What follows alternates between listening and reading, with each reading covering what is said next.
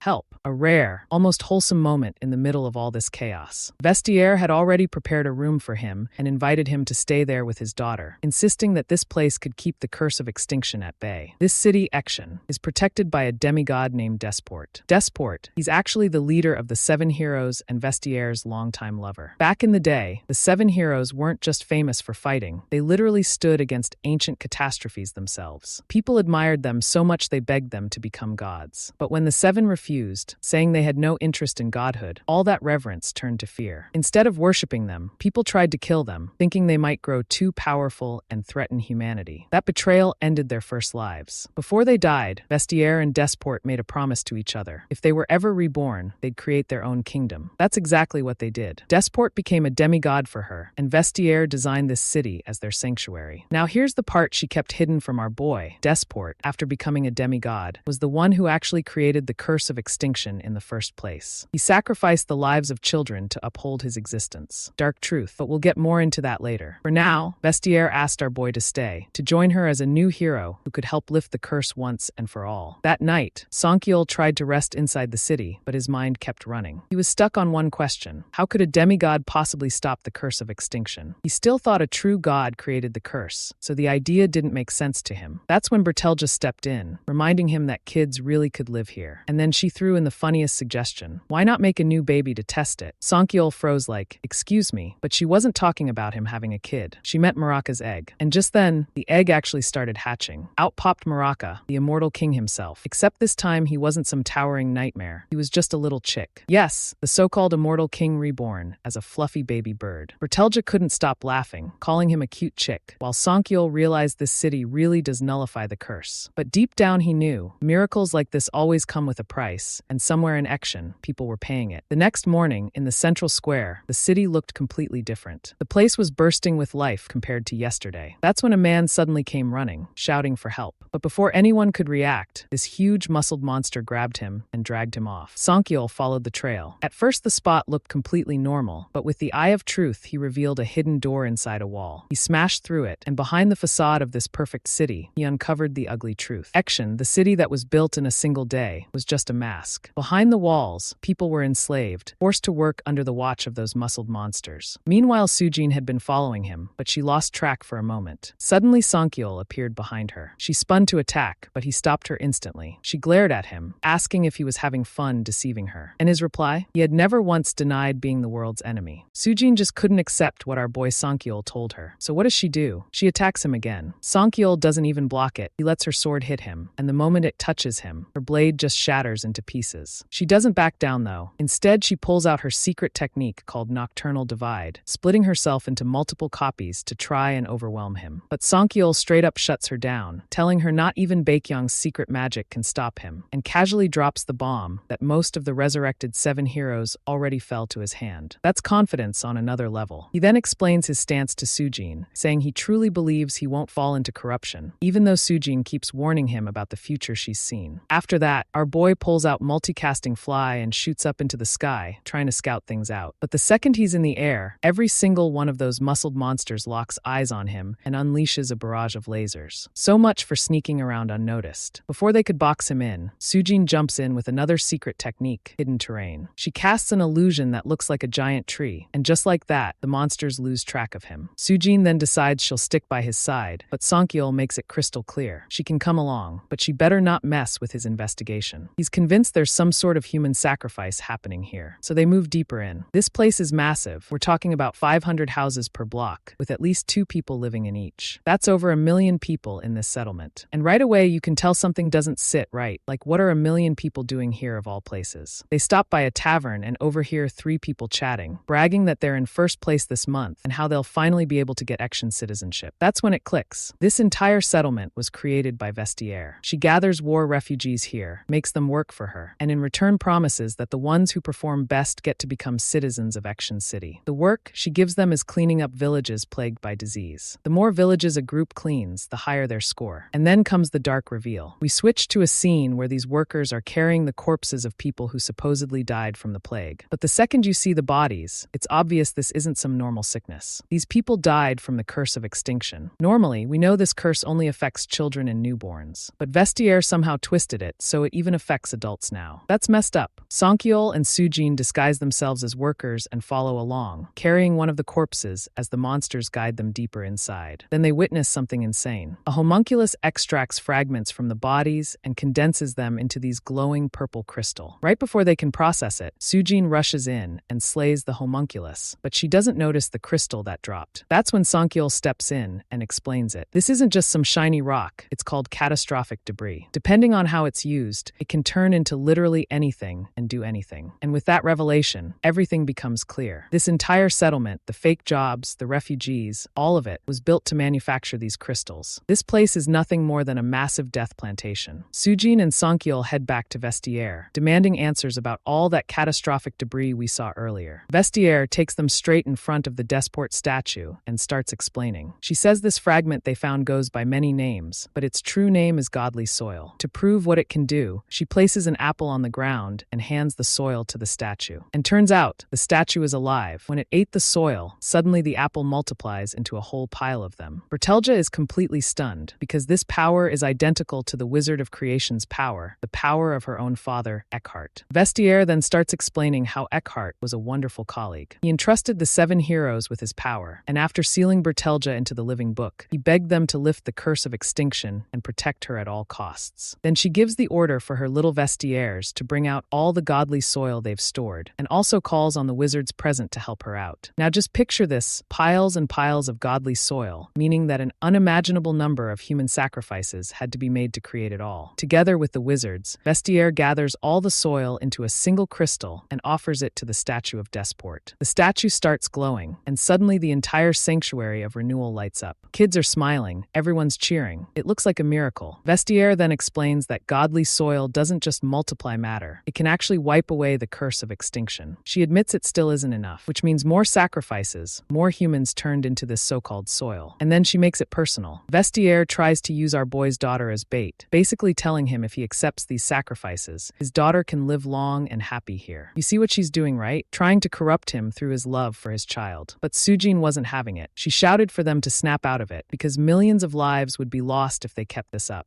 Vestiaire didn't like that at all, so she ordered her little Vestiaires to throw Sujin out. Our boy makes up his mind, grabs the godly soil, and shoves it straight into Vestiaire's mouth, completely destroying it. That was his way of proving he would never be corrupted, even if it meant giving up his daughter's chance to live in peace. But Vestiaire wasn't done. With her last act, she sacrificed herself and the entire city to bring back her beloved. And sure enough, the ritual was already complete. Desport was about to be resurrected as a demigod. Then chaos erupts. Reapers start pouring out of the statue, slaughtering humans left and right. Muraka quickly explains these reapers devour souls to speed up the descent of a demigod. Our boy immediately gives orders. Muraka and Sujin should destroy the reapers' epicenter, while he'll deal with the statue binding them. Muraka unleashes Impetum Penna, wiping out waves of reapers, while Sujin uses Nocturnal Divide to create clones of herself and tear through even more of them. Meanwhile, our boy takes to the skies using Fly, preparing to face the statue head-on. Bertelja begs him to let her help, but he tells her to stay hidden, refusing to risk her. Then he powers up Pal Garaz and smashes the statue bound to the Reapers. It was too late. Desport rises again, riding a colossal dragon, his body transformed, now wielding 4 arms. Desport has been resurrected as a demigod. Now that Desport has fully descended, our boy Songyeol isn't scared. He's actually excited, because taking down Desport means clearing the 3rd catastrophe. First was Muraka, second was the 7 heroes, and now a demigod himself. If he wins, that's 3 major threats off the board.